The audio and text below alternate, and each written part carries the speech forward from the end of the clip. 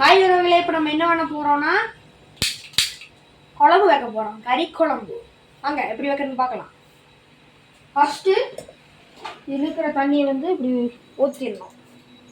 நான் போன அடுப்பு மேலே இதை வச்சு லைட்டரை வச்சாச்சு. இது எண்ணெய் இருக்குது, எண்ணெய் இப்படியே ஊற்றணும். எண்ணெய் காயிட்டு இப்போ கடுகு போட்டுக்கலாம்.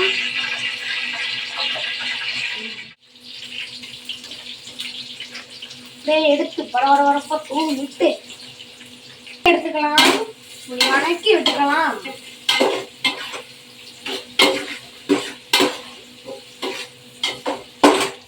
நீங்க நரம்பு கிள்ளி போடாம அப்படியே போட்டு அப்புறம் கமெண்ட் பாக்ஸ் என்ன திட்டக்கூடாது. நல்லா வறுத்துக்கலாம்.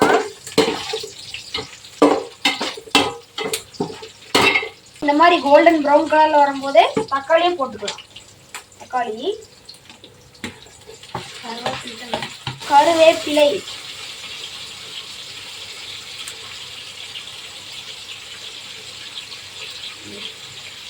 நல்லா கிளறி வச்சுக்கலாம்.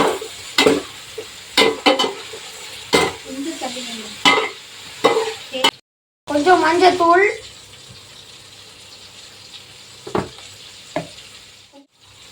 உங்களுக்கு எந்த அளவுக்கு காரம் வேணுமோ அந்த அளவுக்கு போட்டுக்கலாம். எங்கள் வீட்டில் நல்லா காரம் சாப்பிடுவாங்க, நிறைய போட்டுக்கிறேன். ஓகே, மசாலா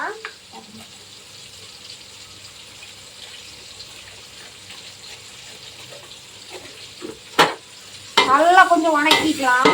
இதையும்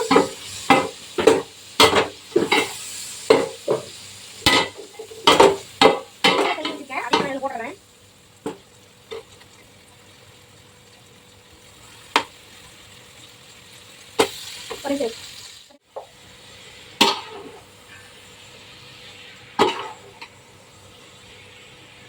கறி எல்லாம் கிளறி விட்டுக்குங்க. இப்போ சிக்கன் மசாலா போட போறேன். ஃபுல்லாவே போட்டுக்கலாம். டேஸ்டா இருக்கும். உங்களுக்கு எத்தனை சிக்கன் எடுத்துக்கிங்களோ அந்த அளவுக்கு போட்டால் போதும். ஒரு 1/2 கிலோ சிக்கன் எடுத்திங்கன்னா இதில் பாதி போட்டால் போதும். 1 கிலோ 2 கிலோன்னு ஃபுல்லாக போட்டுங்க. கொஞ்சம் நல்லா கிளறி விடணும்.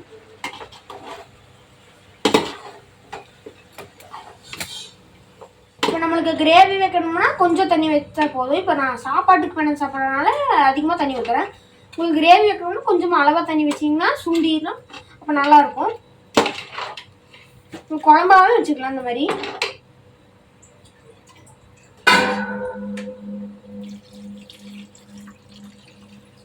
இப்போ குழம்பு எல்லாம் பண்ணிட்டோம்.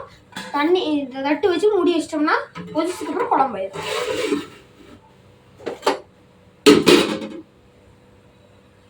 மசாலாலையும் உப்பு காரம்லாம் இருக்கும். ஆனால் அது பத்தாது. நான் கொஞ்சம் ஒரு 2 டீஸ்பூன் கல் உப்பு சேர்த்துருக்கேன். நல்லா கிளறி விட்டுக்கலாம்.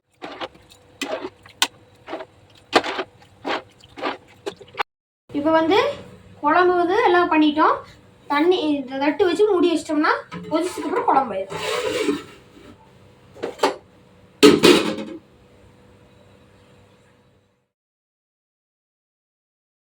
இப்போ குழம்பு நல்லா கொதிச்சிருச்சு. இப்போ கொத்தமல்லி தழையை போட்டுக்கலாம்.